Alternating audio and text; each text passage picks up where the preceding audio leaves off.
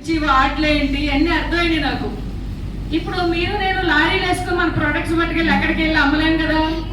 మహేష్ బాబు అంటేనే హైదరాబాద్ గుంటూరు ఏదో 2 కిలోమీటర్లన్నా టక్ తిరిగి వచ్చేసాడు. అలాగా మనం తిరగలేం కదా. అందుకు ఒక యాప్ క్రియేట్ చేసాం. ఈ యాప్లో డిజిటల్ మహిళ, ప్రపంచ తెలుగు మహిళలు ఎక్కడున్నా కూడా ఆ మహిళ డిజిటల్ యాప్లో ప్రెజెన్స్ అయి ఉంటే మీ యొక్క కేటగిరీ, మీ యొక్క ప్రొడక్ట్ అమెజాన్లో మీరు సెర్చ్ చేసుకోగానే ఎలా వచ్చేస్తుందో ఈ యాప్లో మీకు సంబంధించిన ప్రతిదీ కూడా వాళ్ళకి వెళ్ళిపోతుంది. అది కూడా గొప్పేం కాదు, యాప్ అంటే లిస్టింగ్స్లో వచ్చేస్తాయి. మరి మనకు స్పెషాలిటీ ఉండాలి కదా. ఇప్పుడు అమెజాన్లో మీరు వెతికింది, ఫ్లిప్కార్ట్లో మీరు వెతికింది, మింత్రాలో మీరు వెతికింది సెల్లర్కి మెసేజ్ వెళ్ళదు.